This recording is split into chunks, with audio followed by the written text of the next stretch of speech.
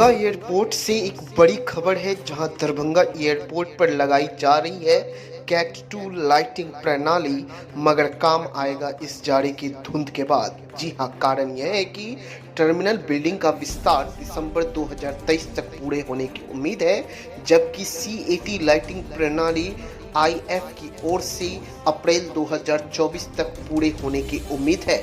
ऐसे में दिसंबर जनवरी में जिन कठिनाइयों के कारण विमानों का परिचालन रद्द करना पड़ता है, उसे इस जाड़े में निजात नहीं मिलेगा।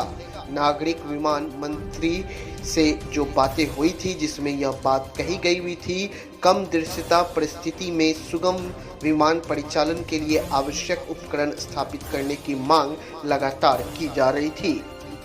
ठंड के दिनों में दरभंगा हवाई अड्डे से कुहासे के कारण विमानों को आवागमन में परेशानी होती है। प्रायः दिसंबर जनवरी में इन कठिनाइयों के कारण विमानों का परिचालन रद्द करना पड़ता है। जानकारी के अनुसार भारतीय वायुसेना की ओर से कैट 2 लाइटिंग प्रणाली लगाई जा रही है, जो अप्रैल 2024 तक पूरी होने की उम्मीद है। इससे विमानों में कम दृश्यता में भी रद्द होने की शिकायत दूर होने के साथ ही रात में भी लैंडिंग हो सकेगी। दरभंगा एयरपोर्ट पर सुगम जांच के लिए एक अतिरिक्त एक्सरे मशीन लगवाने एवं बैठने की क्षमता 150 से बढ़ाकर के 240 करने की मांग की गई है। दरभंगा एयरपोर्ट पर धुएं से इस बार धुंध से इस साल भी उड़ान प्रभावित रहेगी। अप्रोच लाइट सिस्टम अब तक इंस्टॉल नहीं हो पाया है।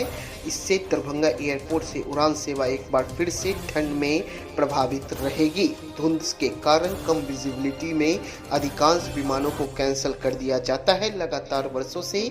ऐसे में दरभंगा एयरपोर्ट से उड़ान सेवा एक बार फिर से प्रभावित होगी। धुंध के कारण कम विजिबिलिटी से अधिकांश विमानों को कैंसिल कर दिया जाता है। कई जहाज़ों के परिचालन में समय का ठौर ठिकाना नहीं रहता है।